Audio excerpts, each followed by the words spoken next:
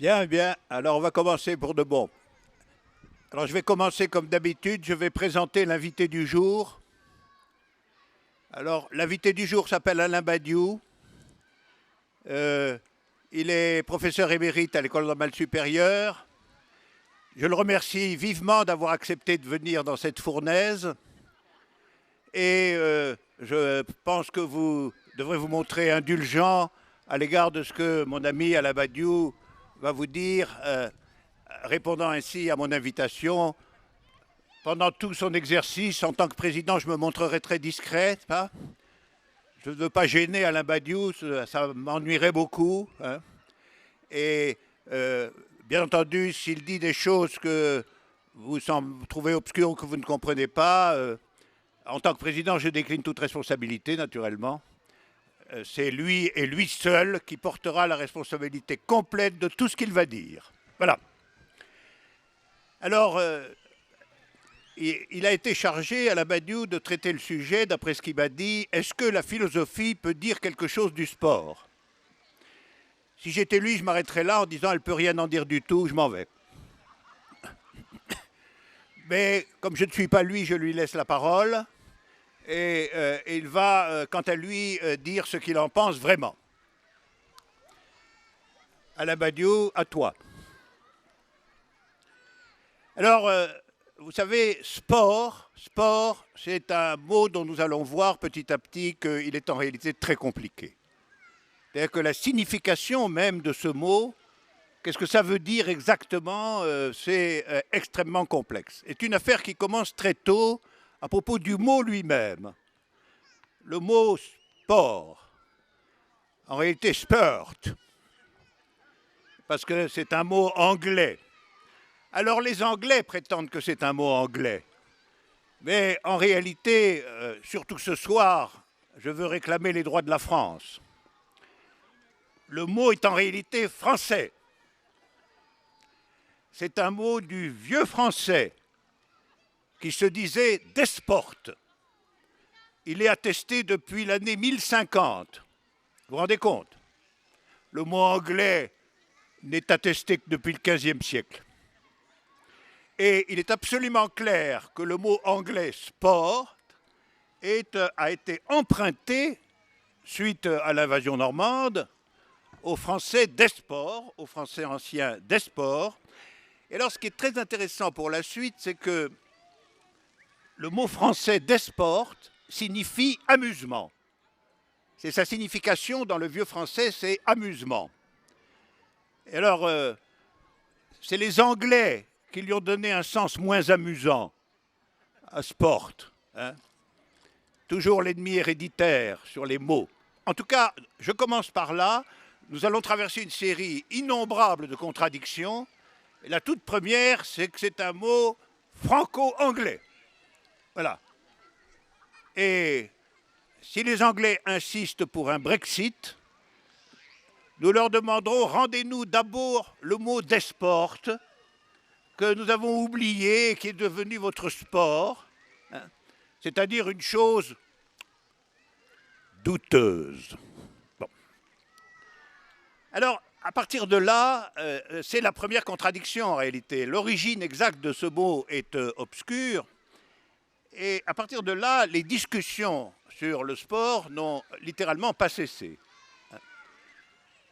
En particulier, il y a chez ceux qui ont étudié la question du sport, il y a une opposition extrêmement forte entre ceux qui soutiennent que le sport est une activité absolument universelle, qu'on peut repérer dans toutes les civilisations très tôt, qu'on peut trouver du sport dans la Chine ancienne, dans l'Égypte, etc., etc.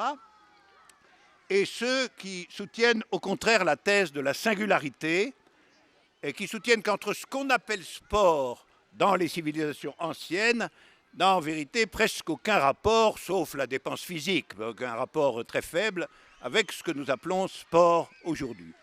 D'où la thèse qu'il faut distinguer le sport en tant que figure universelle et primitive et le sport en tant que singularité, et comme toujours, comme par hasard, singularité occidentale.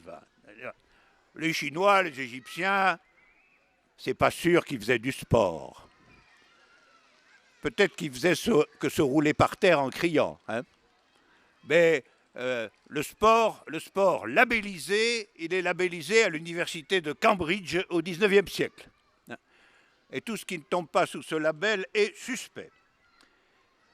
Alors, si on prend la thèse de la singularité, c'est-à-dire ce qui petit à petit les sociologues ont appelé la théorie du sport moderne, pour se mettre à l'abri de toute imputation d'occidentalocentrisme, ils ont dit, bon d'accord, hein, le sport occidental c'est le sport moderne, les autres c'est les vieux sports, bon. Mais cette thèse sur l'origine du sport moderne est elle-même aussitôt prise dans un grand conflit entre ceux qui pensent, ah ça c'est une histoire que le philosophe trouve passionnante, entre ceux qui pensent que le sport au sens moderne est né en Grèce antique et ceux qui pensent que le sport moderne est né en Angleterre en réalité. Alors on retrouve les terribles Anglais à tous les tournants de ces contradictions, et là cette fois heureusement ça ne les oppose pas à nous, ça les oppose aux Grecs anciens, et évidemment il y a des grands arguments dans les deux directions.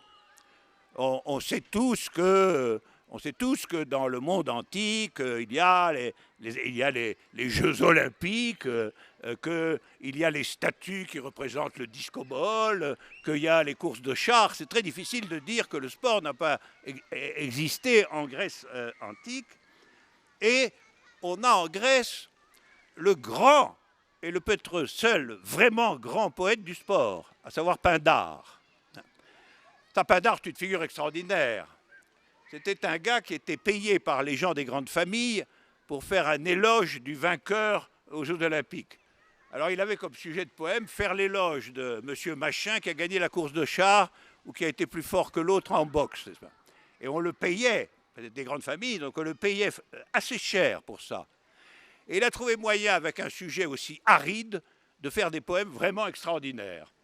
Donc là, avec Pindare, on a quelque chose d'unique qui est le lien entre la très grande poésie et finalement les résultats des Jeux olympiques. Je ne crois pas que depuis les résultats des Jeux olympiques aient été réellement célébrés par un poète de valeur.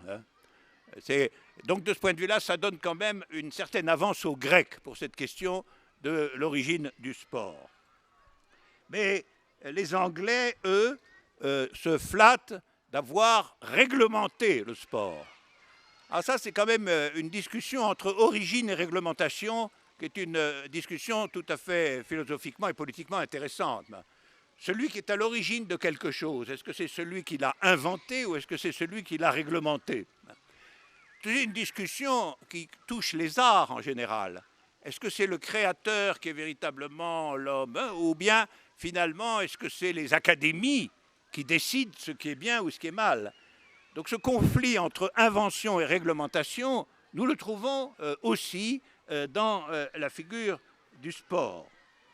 Et il semble bien que c'est une réglementation qui a été liée à la mainmise des classes supérieures sur le sport, en réalité.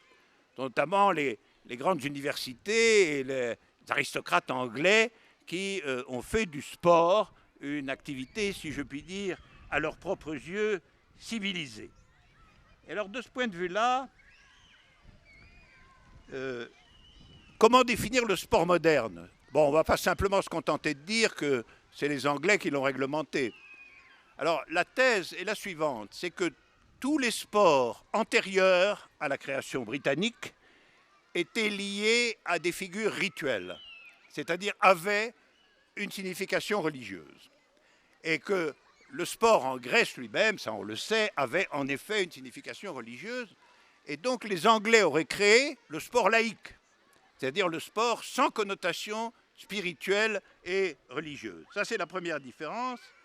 Et deuxièmement, ils auraient introduit quand même dans le sport l'idée non pas de la pure exceptionnalité, mais du rendement, du progrès, de l'entraînement, etc. Donc, finalement, la thèse britannique est réellement une thèse qui prétend introduire dans le sport des catégories modernes, et en particulier la séparation entre sport et religion. Vous savez que la question se pose aussi pour le théâtre. Il faut savoir quand est né le théâtre en tant qu'activité qui n'est pas ritualisée. Alors ça, c'est la deuxième contradiction entre l'universalité éventuelle du sport et sa singularité. Et la singularité, ça se divise aussitôt en grec ou anglais. Après, il y a une autre contradiction qui est la contradiction de classe qui intervient.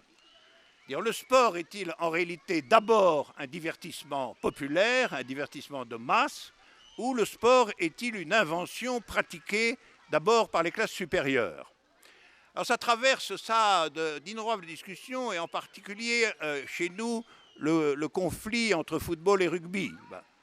Parce qu'il est absolument certain que le rugby n'a jamais réussi à se dégager complètement de son origine, qui est en réalité aristocratique et militaire. C'est-à-dire c'était une figure du combat entre hommes pour s'entraîner à aller ensuite casser de l'indigène dans les colonies. C'est quand même ça, le rugby, primordialement. Il a une origine très impure du point de vue de classe, le rugby. Et il n'a jamais pu complètement s'en détacher sous la forme qu'il est resté lié à des périmètres géographiques extrêmement limités. Il est indubitable que le football a une extension populaire et aujourd'hui absolument mondiale. C'est à vrai dire le seul sport qui est une assise et une extension entièrement et explicitement mondiale. Or, comme il a été expliqué ici par notre invité allemand Gernot Kameke, qui a fait un exposé sur les origines du football, il est incontestable qu'il y a une origine largement populaire du football. C'est-à-dire que c'était des jeux assez combattants, assez de village à village, etc., mais qui se sont constitués dès le Moyen-Âge dans une figure qui progressivement s'épurait dans la direction du fait de se servir uniquement des pieds. Donc cette transformation progressive du combat complet en combat où on ne se sert que des pieds, s'est produite quand même progressivement dans une activité qui était quand même une activité massive, populaire et incontrôlée. Je rappelle sur ce point que pendant très longtemps, énormément de sports, enfin de futurs sports ou d'activités de ce genre, étaient étroitement contrôlés par les autorités. Le sport a été en fait pendant très longtemps une série de choses interdites et qu'on faisait dans un coin avec la peur de voir arriver la gendarmerie du coin. Et ça, c'est quand même le stigmate absolu qu'il y avait quelque chose de populaire dans le sport. Que l'arrivée de la police, c'est quand même un signe assez valable que ce qui se passe là relève en partie de la lutte des classes. Et en effet, ça a été le cas pour le football pendant une longue période. Ceci dit, à l'autre extrémité, nous trouvons la codification du foot telle que nous la connaissons encore, dont nous savons absolument qu'elle a été réalisée par l'université de Cambridge. Donc, vous voyez là encore cette dualité de classe qui sillonne, qui traverse le sport, qui est qu'il y a toujours un moment où cette invention populaire est récupérée par un ordre qui, à l'époque, était l'ordre aristocratique, mais nous y reviendrons, qui aujourd'hui est évidemment l'ordre financier. Mais ça n'empêche pas qu'on peut soutenir que si le football est aujourd'hui l'unique sport universel, c'est comme une trace subsistante de son origine populaire et de sa nature effectivement populaire. Ça n'est pas simplement à cause de la propagande, etc. En particulier, si on réfléchit, on voit bien qu'on peut jouer au football n'importe où, c'est bien vrai. Il suffit d'avoir un petit espace et puis on marque les buts avec deux casquettes et puis voilà. Tandis que dès que vous êtes au rugby ou même au basket, il faut un appareillage déjà, il faut un lieu consacré. Donc il est bien vrai qu'il y a des raisons valables pour que le foot soit devenu ce qu'il est aujourd'hui et que nous célébrons ici à notre manière, à savoir un sport universel. Il y a un moment constitutif de l'universalité prétendue du sport, c'est la création des Jeux olympiques. Et plus généralement, la question de l'olympisme. Alors, permettez-moi de ce point de vue-là de m'attarder un moment sur le fondateur de l'olympisme, à savoir M. de Coubertin. M. de Coubertin qui a donné son nom à plusieurs établissements publics encore aujourd'hui en France. Alors Coubertin, il est considéré comme un père fondateur du sport moderne, puisqu'il est le fondateur de ce qu'on pourrait appeler la vraie cérémonie internationale, à la fois omnisport et omninational. Donc il est le père fondateur d'un idéal olympique, comme on dit. Idéal olympique qu'il formulait lui-même comme un idéal de paix, d'internationalisme et d'égalité. Ce sont ces mots, internationalisme et égalité. On pourrait donc se dire, monsieur de Coubertin est un communiste dangereux. Eh bien justement, la contradiction passe là, ce n'est pas du tout exact, malheureusement. Je vous cite quelques textes de monsieur de Coubertin. Il y a deux races distinctes. Ça commence mal, hein. Il y a deux races distinctes, celle au regard franc, aux muscles forts, à la démarche assurée, et celle des maladifs à la mine résignée et humble, à l'air vaincu. Voilà. Alors, vous voyez, c'est sur ces bases-là, quand même, qu'a été fondé l'olympisme, cet idéal internationaliste de paix. Et, par ailleurs, il a déclaré, dès les premiers jours, j'étais un colonial fanatique. On ne s'étonnera pas alors qu'il ait longtemps considéré qu'il était tout à fait impossible que des Noirs participent aux Jeux Olympiques. C'est tardivement que c'est devenu possible, en grande partie à raison de ce que l'embauche de Noirs par les pays leur attribuait en général un certain nombre de médailles supplémentaires et qu'ils ont fait vivement pression pour pouvoir les engager. Mais enfin, au départ, en tout cas c'était évident, le colonial fanatique ne voyait pas pourquoi les peuples dominés viendraient aux Jeux Olympiques. Il était également absolument hostile à la participation des femmes. Là, je vous cite toujours les textes magnifiques de M. de Coubertin. La proposition existait, elle a existé assez tôt, à vrai dire, mais lui en pensait ceci, une petite Olympiade femelle, à côté de la grande Olympiade mâle, où serait l'intérêt ? Alors, il a terminé sa vie et sa carrière par une admiration mal dissimulée pour le régime nazi et son chef.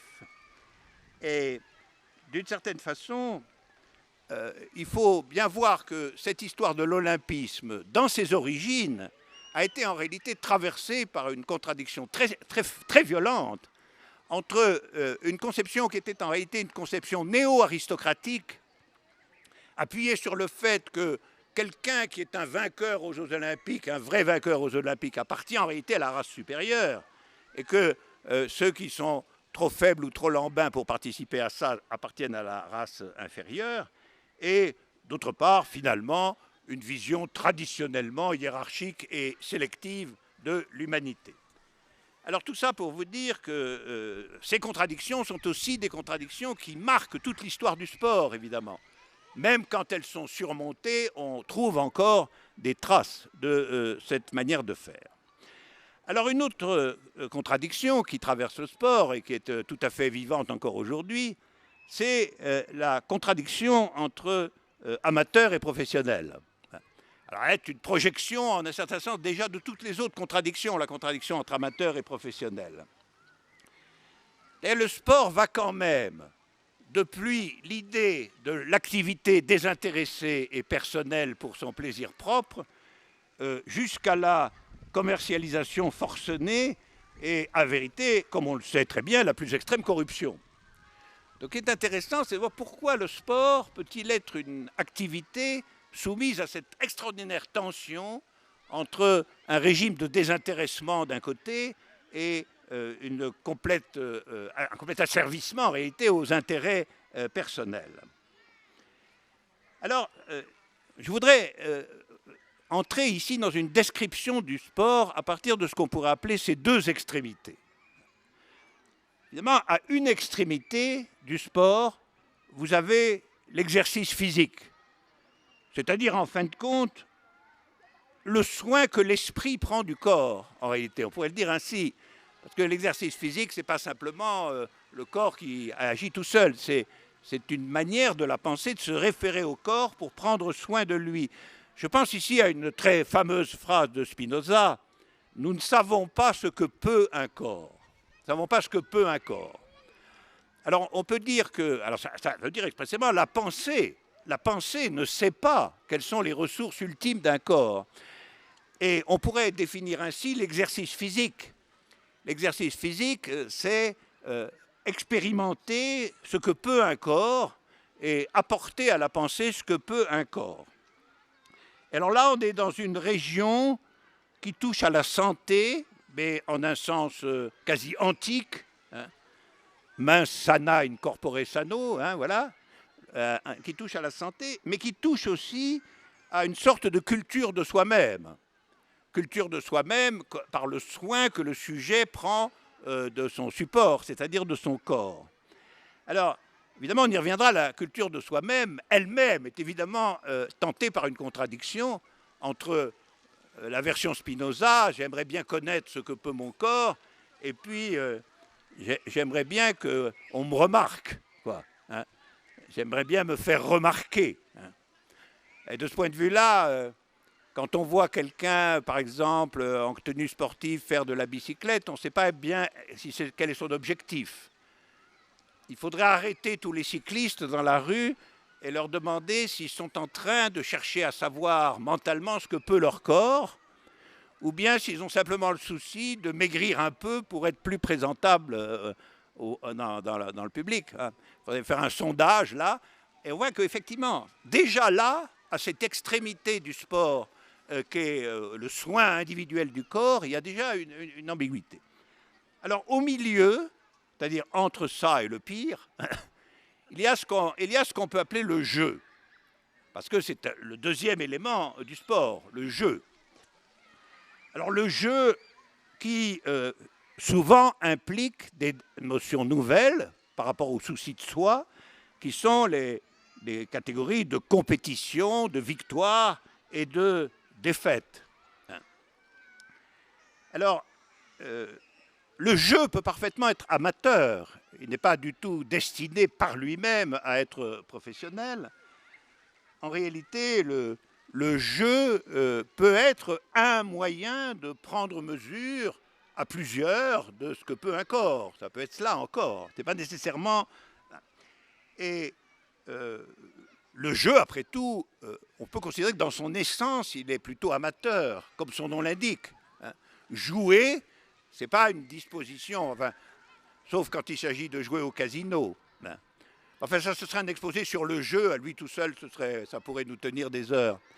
Mais le jeu comporte un élément de gratuité dans le sentiment lorsque l'enfant joue, enfin, le jeu de l'enfant. Mais d'une certaine manière, il est petit à petit contaminé par la notion de récompense de la victoire. Dans le jeu, il y a un gagnant et un perdant. Et si vous introduisez la notion que le but du jeu, c'est de gagner, vous êtes en train de passer de cette détermination à la suivante.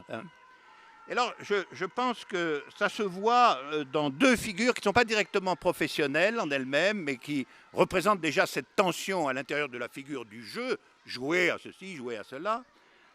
D'abord, y compris dans le jeu individuel, c'est-à-dire dans le jeu qui est faire de la bicyclette, etc., ou faire des exercices le matin, ou faire des pompes sur son parquet, hein, qui est quand même le commencement du sport, ou simplement même marcher un peu plus vite en se disant ça ne me fera pas de mal, hein. C'est-à-dire une petite touche d'accélération, c'est déjà du jeu, de toute manière. Dans tout ça apparaît petit à petit la figure très particulière du champion. C'est-à-dire le champion apparaît dès le jeu. Ce n'est pas une catégorie professionnelle en elle-même. Lui, c'est un champion. Bon, il peut être un champion dans un jeu déterminé, mais il touche déjà une prime. Il touche une prime d'être reconnu comme un champion. Et par conséquent, ça sort du simple souci réflexif de soi. Ça entre déjà dans le jeu de la concurrence collective où le titre de champion ou d'être reconnu comme un champion est une valeur. Et alors, c'est très aggravé dans les jeux collectifs. Et pourquoi ? Parce que là, alors, nous entrons dans quelque chose que nous pouvons voir et que nous verrons ce soir à grande échelle ou sur grand écran, c'est qu'autour du jeu collectif peut parfaitement se produire un fétichisme de la collectivité représentée. C'est un point sur lequel il faut vraiment réfléchir parce qu'il est très intéressant. C'est l'adhésion représentative, en réalité, d'une collectivité dans une équipe de sport. Nous ne sommes pas encore du tout dans la nécessité de son caractère professionnel. Moi, j'ai vu dans des villages du sud-ouest, où je vous prie de croire qu'il n'y avait pas un seul professionnel, ils étaient tous désastreusement amateurs, un emballement extraordinaire de l'équipe de Saint-Plancard contre l'équipe de Saint-Gaudens, avec une brusque identification collective jusqu'ici inaperçue, vraiment, de la totalité de la population du village pour son équipe de foot. C'est un phénomène tout à fait remarquable en un sens. Il est tout à fait remarquable parce que on pourrait dire qu'il traduit une mentalité préexistante, mais ça n'est pas tout à fait vrai. À certains égards, il la crée. Il la crée. Ce n'est pas vrai que les habitants du village constituaient spontanément un collectif vigoureux. En réalité, ils étaient plutôt tous hostiles les uns aux autres, regardant ce que faisait le voisin avec suspicion et avec des histoires remontant au Moyen-Âge sur les conflits interpersonnels. Donc ils n'étaient pas du tout des collectivités fortes, mais autour de l'équipe de foot, ils devenaient une collectivité forte, agissante et très hostile à la collectivité concurrente. C'est ça que j'appelle le fétichisme représentatif dont le sport est capable tout particulièrement, il faut le reconnaître. Il faut le reconnaître. Alors ça peut être la représentation nationale, ça peut être la représentation urbaine, le club du patin, ça peut être la représentation villageoise, mais de toute façon, la figure individuelle du champion et la figure collective de la victoire de l'équipe sont quand même déjà des facteurs qui introduisent dans le sport quelque chose de très éloigné de la figure désintéressée, fraternelle et amicale du simple souci de soi. Et alors ça nous introduit à l'autre extrémité complète, qui est la zone professionnelle et spectaculaire. Les deux vont de pair. L'équipe du village joue dans un championnat de 14e catégorie contre l'équipe du village voisin, mais le spectacle proprement dit, il est professionnel dans son essence, ne serait-ce que parce que tout ça coûte très cher. Donc le sport, là, entre dans une zone professionnalisée et spectaculaire. Les dieux marchent en même temps. Alors, il faut reconnaître que ça, c'est indubitablement une invention des Romains. Il n'y a pas à douter de ce point. Les stades géants, vous pouvez les voir à Nîmes et ailleurs, c'est eux qui ont inventé ça. Le fait qu'il y ait une compétition sans limite, alors là, ils n'ont jamais été dépassés, puisqu'on pouvait combattre jusqu'à tuer l'autre. C'est difficile de faire mieux dans le genre compétition radicale. Donc ils étaient allés jusqu'au bout de ce truc-là. Le sport, c'était de tuer le concurrent. Et puis l'achat et la vente des compétiteurs. Parce que le commerce des gladiateurs était déjà, dans la Rome antique, un commerce tout à fait fructueux. Et on a les exemples de gladiateurs qui étaient achetés extrêmement cher par un propriétaire à un autre. Et il y avait déjà des propriétaires privés de gladiateurs qui jouent le rôle des grands dirigeants de fédérations, pas aujourd'hui, qui contrôlent aussi et qui touchent des primes sur le fait que tel ou tel joueur est vendu 40 millions d'euros. Alors je ne sais pas combien ça fait de sesterces du point de vue de l'Empire romain, mais enfin on en vendait de très cher aussi, on le sait, et ça entraînait nécessairement aussi des trucages dès l'Empire romain. Vous comprenez bien, le gars qui a acheté un gladiateur 40 millions de sesterces, il n'a pas envie qu'il se fasse tuer au premier combat. Ça, on le comprend bien.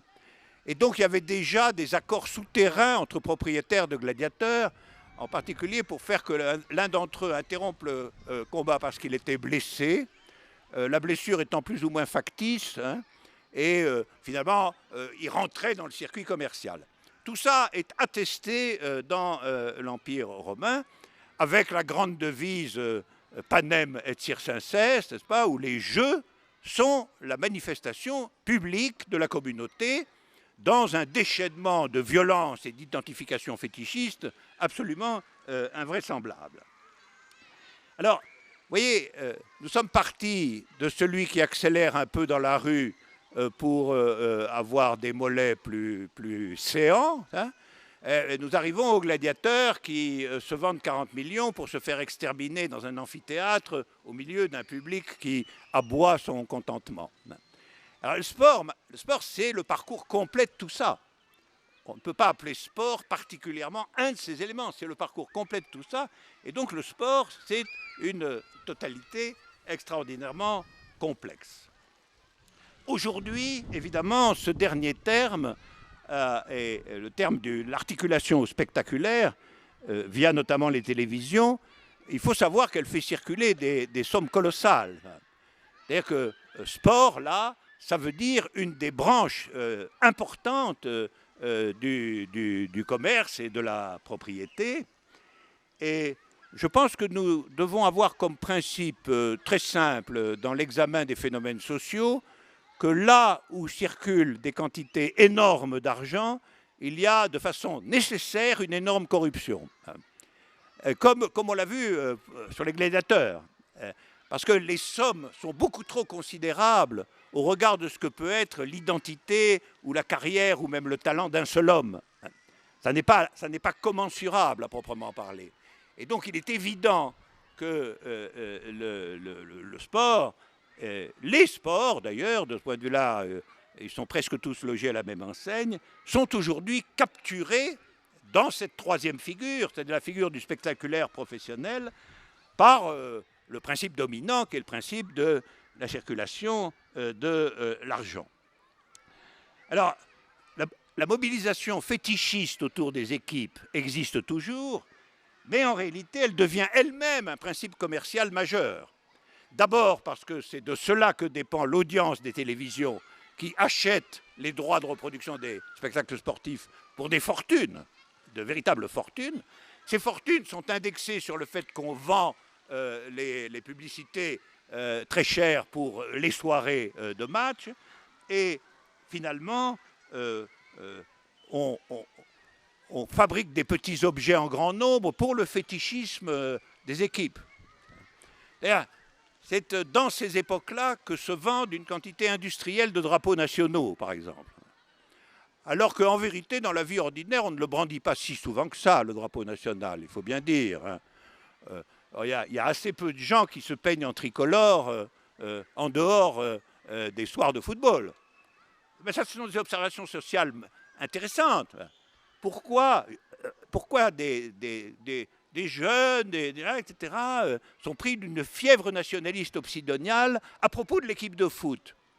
Alors que ce n'est pas vrai que ça repose sur une absence, sur une présence, sur une forte conviction collective. La forte conviction collective, pourquoi pas, mais ce n'est pas vrai, il n'y a pas de forte conviction collective, il y a un fétichisme momentané et circonstanciel qui fait que, au fond, c'est un déguisement pour une festivité singulière. C'est assez proche du fétichisme sexuel à la fin des fins. C'est comme un déguisement comme ça qu'on mettrait pour cette occasion-là, mais on n'aurait jamais l'idée de le mettre ailleurs. Voilà. Et là, c'est pareil quand même. Quand on se peint la gueule en tricolore, on n'a pas tellement envie d'aller en classe comme ça, au petit matin, au milieu des autres qui vous demanderont pourquoi. Du moins, si on est un peu éloigné de l'euro de foot. Voilà. Mais là, vous voyez que là, il y a quand même une création sportive d'un fétichisme articulé qui fait qu'il est indexé sur la violence commerciale et entretenu par la violence commerciale et par une excitation médiatique extraordinaire. Je voyais par exemple que le grand titre de l'équipe après la demi-finale, c'était l'extase. Ça, c'est quand même pas banal. Ça légitime la comparaison un peu douteuse que je tentais de faire précédemment tout de même. L'extase. Cette extase collective sous l'emblème tricolore. Bon, l'argument traditionnel, c'est de dire mieux vaut ça que la guerre de 14. J'en admets la validité formelle. Mais ça ne veut pas dire que ce soit très bien, n'est-ce pas? C'est-à-dire, c'est pas parce que quelque chose est mieux que la guerre de 14 que c'est formidable. Il y a quand même pas mal de choses qui sont mieux que la guerre de 14, Dieu merci. Donc c'est pas un argument décisif. D'autant que je ne pense pas, malheureusement, que ça vienne à la place de la guerre de 14. C'est ça le point. Parce qu'un fétichisme national peut éventuellement, à un moment donné, être à son tour instrumenté dans une autre direction. C'est ça le problème. C'est-à-dire ça peut être préparatoire à une guerre de 14. L'excitation nationale fétichiste, abstraite, qui gouverne les rapports collectifs dans le sport. Alors,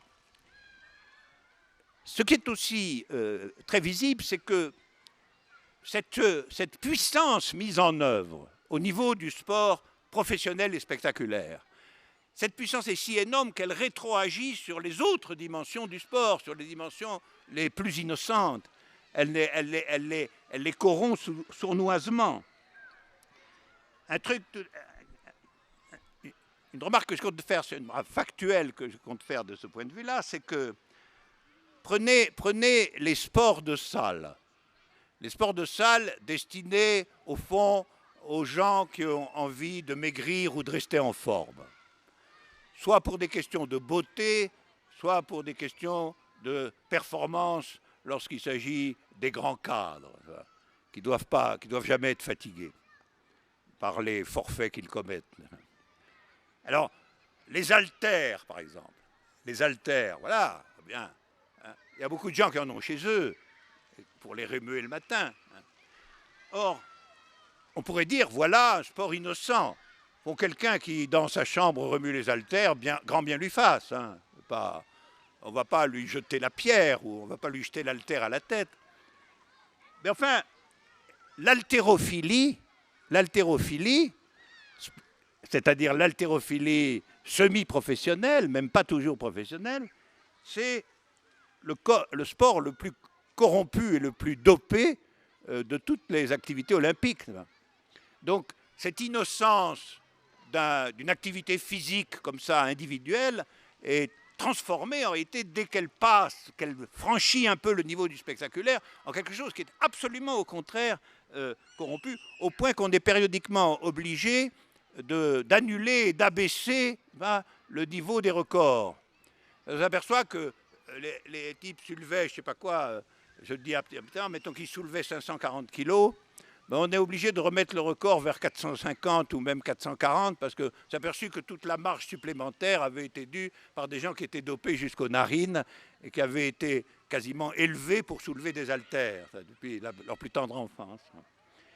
De même, un exemple très frappant, c'est le cyclisme. Parce que le cyclisme, il faut bien voir, c'est dans son essence même aussi, dans ses origines, un sport populaire. Le cyclisme, la bicyclette, c'était l'instrument de transport des ouvriers, vraiment, pendant des décennies. Il n'y a qu'à voir les films des années 30-40, où vous voyez, tout le monde, tout le peuple circule en bicyclette.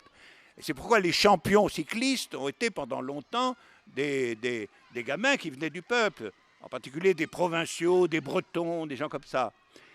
Mais les années passant, vous êtes aperçu que le cyclisme avait été pris en main par des intérêts si exorbitants par rapport à ça, par rapport à cette origine populaire, qu'il était devenu, comme l'haltérophilie, un sport dans lequel la performance est obligatoirement douteuse.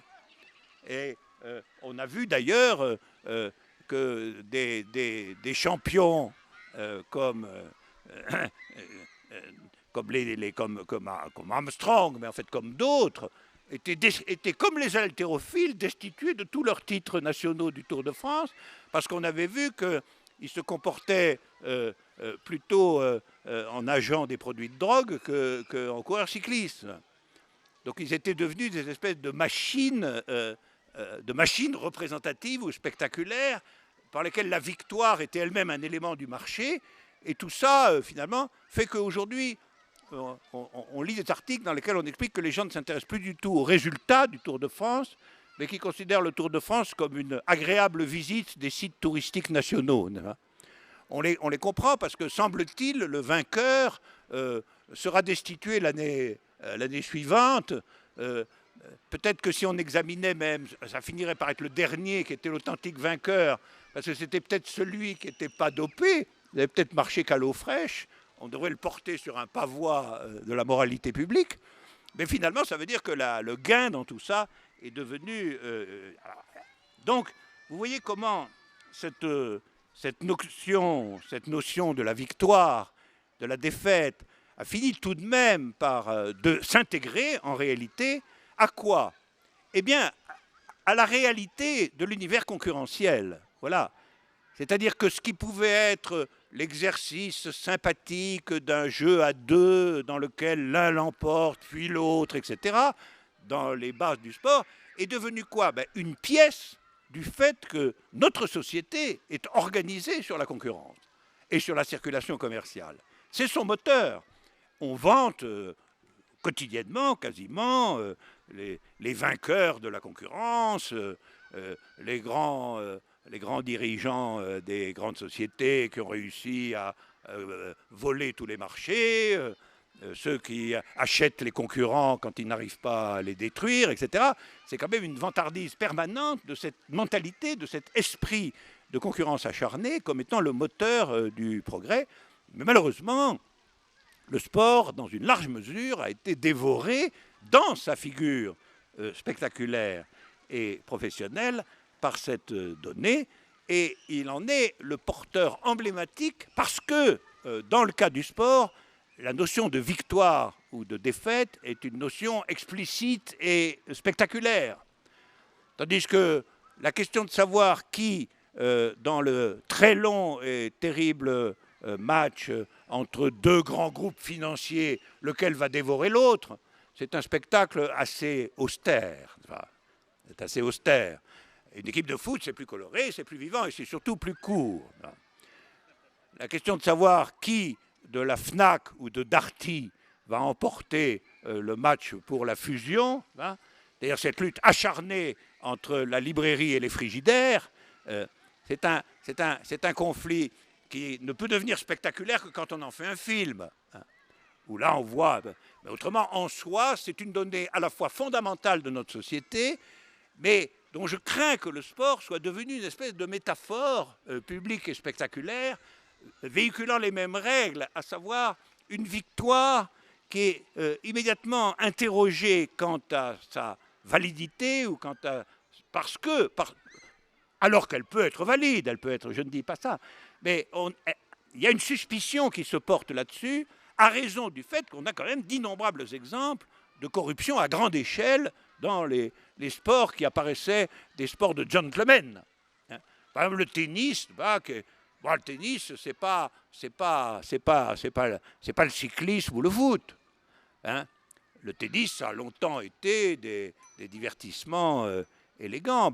On sait aujourd'hui qu'il est extraordinairement corrompu lui aussi. Donc c'est pour vous dire que ça redescend quand même du sport le plus évidemment professionnel et ressemblant au gladiateur, ça redescend quand même lentement vers les données les plus élémentaires du sport lui-même. Alors vous me direz, est-ce que je vais conclure sur le sport, un enfer capitaliste à éviter à tout prix? Je serais un peu là un disciple de Churchill, paradoxalement. Parce que Churchill, interrogé une fois sur ce qui faisait sa longue validité, le fait qu'à 80 ans passés, ça m'intéresse, vous comprenez, il était en pleine forme, etc., il avait répondu « Le sport, jamais de sport ». Alors, on pourrait alors vous voyez, les Anglais sont capables de tout, de codifier à Cambridge le football et le rugby, mais aussi de dire cela. Alors je pense que ce n'est pas si simple, ça, cette conclusion, pour au moins 3 raisons. D'abord, il y a quand même une intrication évidente du corps et de la pensée. On ne peut pas la nier, on ne peut pas l'écarter, on ne peut pas la réduire. Et un certain souci du corps est inévitable. Il est inévitable. Et il est inévitable quel que soit le critère, parce qu'il est inévitable y compris au regard de la pensée elle-même, sauf si on est dans le nihilisme suicidaire. Et donc, il y a une définition tout à fait élémentaire du sport, avec guillemets, qui est ne pas entrer dans le nihilisme suicidaire, c'est-à-dire toujours se souvenir que la vie du corps est immanente à la pensée elle-même, elle n'en est pas seulement le support ou le parallèle, elle est immanente à la pensée, que par conséquent le soin du corps est une donnée implacable, si je puis dire, de l'existence humaine. Or, qui dit soin du corps dit déjà les éléments les plus primitifs de ce qui, à la fin des fins, est appelé sport. C'est quand même, finalement, ça aboutit à marcher, courir, nager, aimer quand même des jeux collectifs ou semi-collectifs. Ça aboutit quand même à tout ça. Et donc, ça, c'est une première raison pour laquelle on ne peut pas dire, eh bien, vu ce qu'il est devenu dans sa capture par le spectacle commercial, le sport doit être condamné. On ne peut pas le dire pour cette première raison. Mais il y en a une deuxième, c'est que le jeu lui-même fait partie du devenir de la pensée. Il y a quelque chose dans le jeu qui est aussi lié à toutes les figures créatrices de la pensée elle-même. En fait, il y a l'effet des affects qui sont toujours là dans la victoire de la pensée. En réalité, même la solution trouvée d'un problème de mathématiques a un côté sportif. C'est-à-dire, elle a ce côté victorieux pour soi-même, mais victorieux pour soi-même, dépassement de soi, et l'affect, qui peut être parfaitement un affect d'enthousiasme, mais quand même aussi un affect du corps. Il est absolument évident que dans la création artistique, quelque chose est engagé de nature corporelle. Alors évidemment, au théâtre, c'est une évidence. Au théâtre, c'est une évidence, mais pas seulement au théâtre. Pas seulement au théâtre. C'est pas par hasard qu'on parle du jeu d'un pianiste. Il y a un élément corrélatif du jeu qui est corporel, et qui est engagé et qui donne lieu à des phénomènes très semblables. L'entraînement, la répétition, la victoire, on y est arrivé, etc. Que tous ceux qui ont fait de la musique connaissent parfaitement bien. Donc c'est la deuxième raison. Mais même la compétition, donc puisque vous avez sport, j'ai dit, c'est le corps, le jeu, la compétition. Même la compétition est... alors.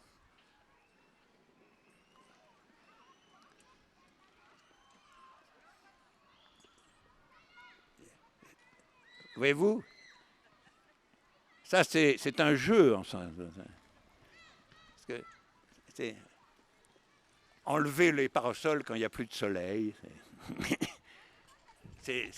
Ça a une gratuité sympathique. Oui, alors je disais, la compétition elle-même, en un certain sens, elle est inévitable. Elle est inévitable en particulier dans le champ politique, par exemple. Dans le champ politique, vous avez des conflits. Vous avez des conflits, vous avez des contradictions. On peut supposer que certaines de ces contradictions sont antagoniques. Et on sait très bien que de ce point de vue-là, dans la politique, on ne peut pas éliminer complètement les notions de victoire et de défaite. Alors, le plus bas degré, c'est la victoire ou la défaite électorale. Mais ça peut aussi bien être la prise du palais d'hiver ou des choses de ce genre. Donc, le conflit, en tant qu'il est finalement encore aujourd'hui l'âme du développement historique, fait qu'on ne peut pas en éluder la valeur de façon absolument complète. Donc, les trois composantes majeures du sport, à savoir quelles sont les capacités du corps, la fonction particulière du jeu et l'ordre de la compétition, restent toujours convoqués et on ne peut pas s'en passer. Alors, on pourrait, de ce point de vue-là, déterminer quelques règles qui protégeraient le vrai sport. Le vrai sport, c'est-à-dire le sport ingrat. Alors, ce seraient des règles du souci de soi, des règles du jeu et des règles de la compétition. Alors, le souci de soi, ça veut dire essayer de ne pas enrôler le souci de soi dans l'égoïsme individualiste et concurrentiel. C'est-à-dire ne pas faire du souci de soi un souci principalement représentatif. Alors, moi je suis toujours modéré dans les règles. Je ne dirais pas ne pas faire du tout du souci de soi un élément représentatif, mais essayer de limiter l'élément représentatif de l'exercice du souci de soi, quoi. Se souvenir que sa destination ultime, c'est de savoir ce que peut un corps et pas de recevoir l'éloge ou la prime de la représentation de soi dans le monde. On peut appeler ça une règle de sobriété dans l'usage du souci de soi. C'est aussi une règle contre le luxe, en un certain sens. Il y a une histoire qui m'avait toujours frappé, c'était que la consommation globale de parfums dans le monde occidental était l'équivalent de la possibilité annuelle, était l'équivalent de la possibilité de construire l'accès à l'eau courante de la totalité de la population mondiale. Alors bon, ça ne dit à proprement parler rien contre les parfums, mais ça dit quand même que quelque part, il y a une fonction spécifique des éléments de la représentation de soi qui sont disproportionnés à ce qu'est le statut général de l'humanité aujourd'hui.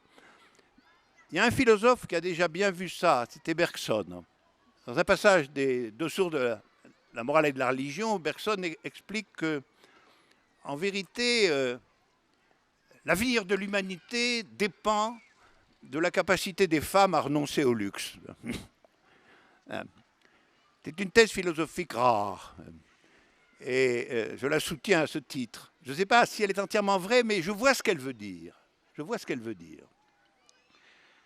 Alors ça, ce serait sur la règle pour le souci de soi. Après, pour le jeu,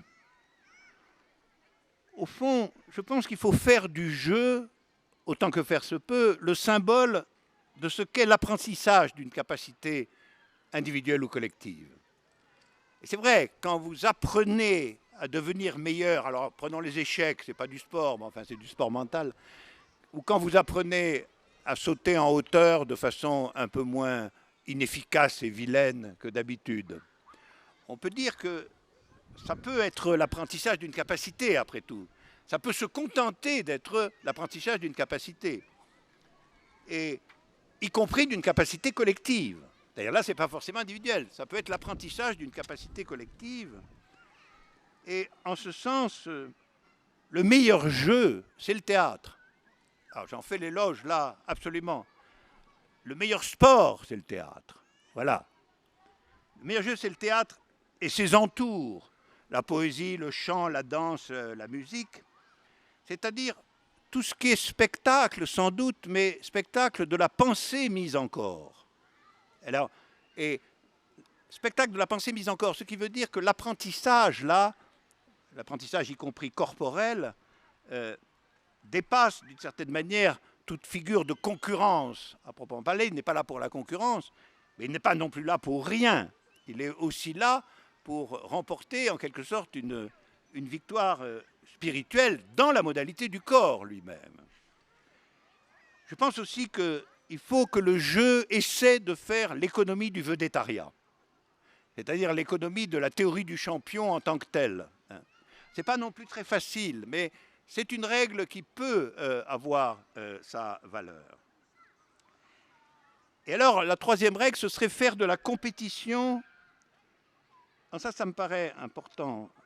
Faire de la compétition l'apprentissage de ce que sont les conséquences d'une victoire ou d'une défaite. C'est-à-dire non pas de figer cela dans la satisfaction unilatérale de la victoire et dans la lamentation unilatérale de la défaite, ce qui est quand même un peu inévitable, je suis modéré une fois de plus, hein, mais d'essayer de se demander, d'intégrer ce que sont les conséquences d'une victoire, en particulier sur le vaincu. Toujours mesurer ce point, et ça, quelle est la vertu en cause? Eh bien, c'est la vertu de générosité. C'est-à-dire, il faut que le vainqueur d'une compétition quelconque mesure le prix payé pour la victoire par tout le monde. C'est-à-dire qu'il pousse à l'universel les conséquences de la victoire, au lieu de les prendre pour lui. Et quant à la défaite, eh bien, la défaite doit développer la capacité d'une vertu majeure, qui est la vertu d'autocritique. Voilà. L'autocritique, c'est essentiel dans l'existence. C'est rare et essentiel. Et en vérité, l'autocritique, elle commence quand on essaie de transformer en pensée ce qu'a été la défaite. Au lieu de la transformer en un affect misérable, ou je suis modéré après l'avoir transformé en un affect de misère, se demander là aussi de façon universelle qu'est-ce qui a fait défaut, qu'est-ce qui a manqué, quelle a été l'erreur commise, et par conséquent de développer en soi-même la capacité critique à l'égard de soi-même. Alors je pense que générosité et autocritique, qui quelquefois sont présentes dans le sport, il y a aussi ces capacités-là, se soucier de la défaite de l'adversaire, fraterniser avec cette défaite, tout ça existe aussi. Je suis pas en train, c'est pour ça que je dis que tout ce que je suis en train de dire, c'est aussi des plaidoyers, des règles de plaidoyer pour la possibilité du sport. Alors on pourrait dire ceci, le sport, ça deviendrait l'exercice du corps, bien sûr, ça demeure absolument, fondamentalement, dans la direction d'une capacité personnelle au départ, bien sûr, mais qui serait à la fois singulière et universelle. Voilà. C'est ça qu'on pourrait demander à l'exercice sportif du corps, individuel, collectif, y compris avec jeu, y compris avec compétition, mais ce serait l'exercice d'une capacité à la fois singulière et universelle. Alors, je vais vous dire ce que sur ce point, à vrai dire, nous dit Platon. Voilà. Mon maître en tout sport. Et là, il dit ça, Platon, dans la République, tout de suite après avoir étudié le sport, précisément. Il dit, ce que nous avons établi, et que nous avons plusieurs fois rappelé, est que tout individu doit acquérir la capacité de remplir n'importe quelle fonction dans la société. Là, c'est la capacité de remplir n'importe quelle fonction dans la société, sans pour autant qu'on le décourage de suivre le chemin dont il s'imagine qu'il est le plus approprié à ses qualités naturelles. Vous voyez la modération là, de Platon. L'exercice, et donc y compris le sport, pour tout ce qui sont les activités physiques, les activités du corps, doit être encouragé de façon à ce que tout individu acquiert la capacité de remplir n'importe quelle fonction. Donc pas de spécialisation. Mais, ajoute-t-il, ça n'empêche pas, on ne va pas le décourager de faire ce qu'il aime particulièrement faire, et ça, dans quoi il estime qu'il est bon. Donc on ne va pas décourager les singularités individuelles, mais on va le faire sur le fond d'une capacité universelle. En tout cas, de l'idéal d'une capacité universelle. Et alors il ajoute, nous avons dit en somme que la justice consiste en ceci. Chacun peut perfectionner les habitudes particulières qu'il se reconnaît, tout en se préparant avec la même intensité à devenir ce que Marx appelait un travailleur polymorphe. Oui, Platon parlait de Marx. Ce qui veut dire un animal humain qui, de maçon à mathématicien, de femme ou d'homme de ménage à poète, de soldat à médecin, de mécanicien à architecte, ne laisse en dehors de son champ d'action aucune des possibilités que l'époque lui propose. Alors, si on suivait ces maximes, on pourrait y intégrer le sport en tant que combinaison du souci de soi, du jeu et de la compétition. Et il aurait pour norme, au fond, cette vision de la justice. Et alors, s'il avait comme norme cette vision de la justice, c'est-à-dire le souci de soi, y compris du corps collectif, mais sur l'horizon d'une capacité universelle, alors il n'y aurait plus qu'à le déclarer philosophiquement bon et même excellent, le sport. Et évidemment, tout ce qui ne serait pas cela, en particulier tout ce qui serait exercice fétichiste des identités douteuses ou corruption financière gigantesque, on dirait simplement que c'est du sport corrompu. Voilà. Et au fond, si bien que nous sachions qu'il est corrompu, nous continuons à y prendre du plaisir, ce qui peut bien arriver, n'est-ce pas? Alors, nous nous en poserons quelques punitions venues du vrai sport. C'est-à-dire, nous courrons ensuite sur une longue distance pour rien. Nous apprendrons un jeu de balle extrêmement difficile qu'on ne connaît pas. Ou alors, on luttera contre son ombre. Voilà, merci.